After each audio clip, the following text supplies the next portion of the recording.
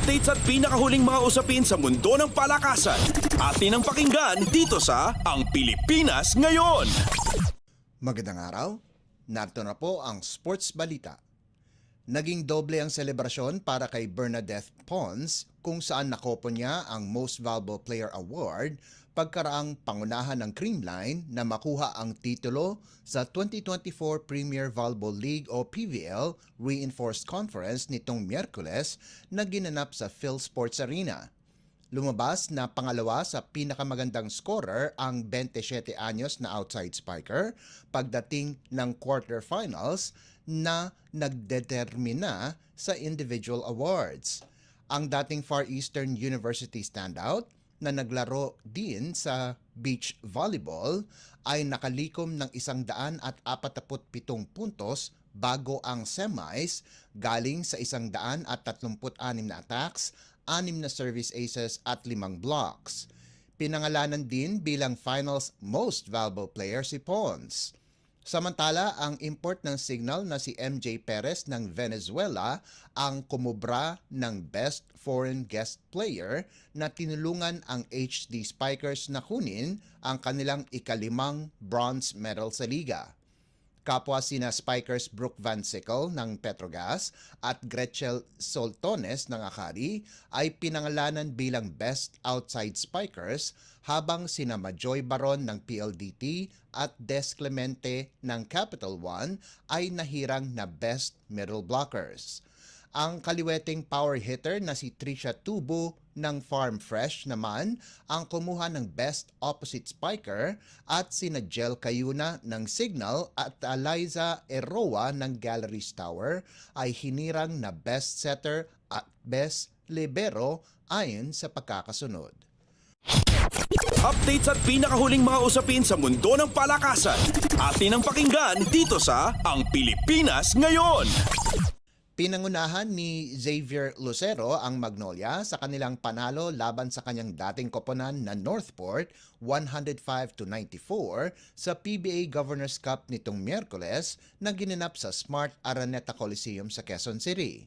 Ito ang unang laban ng Magnolia laban sa Northport pagkatapos linipat ng batang pair si Lucero kapalit sina Gio Halalon at Abo Tratter. Nagrehistro si Lucero ng 16 na puntos, 12 rebounds, 2 blocks at 1 assist para tulungan ang hotshots na dispatchahin ang walang import na Northport.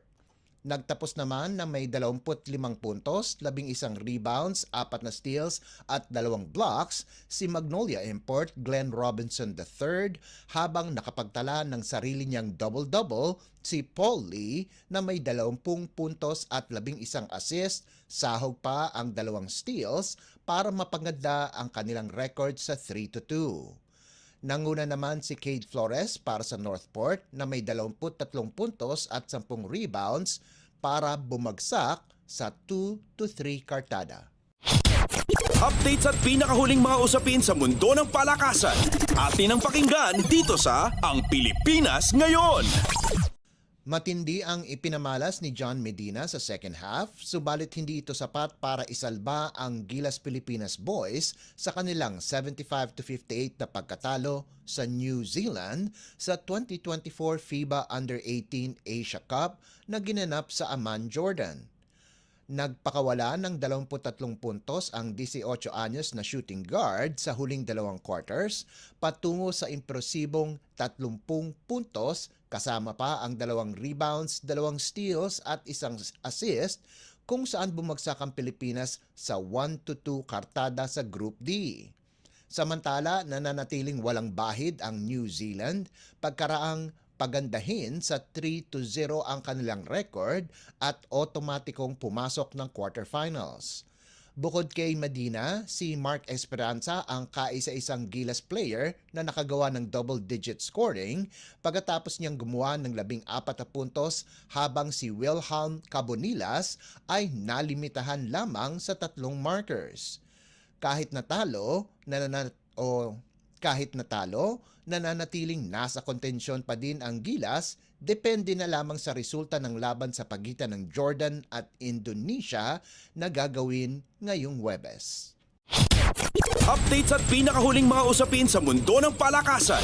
Atin ang pakinggan dito sa Ang Pilipinas Ngayon. At yan ang pinakahuling balita sa larangan ng palakasan. Para sa Radyo Pilipinas World Service, ito po si Leong Magpayo. Magandang araw. Updates at pinakahuling mga usapin sa mundo ng palakasan. Atin ang pakinggan dito sa Ang Pilipinas Ngayon.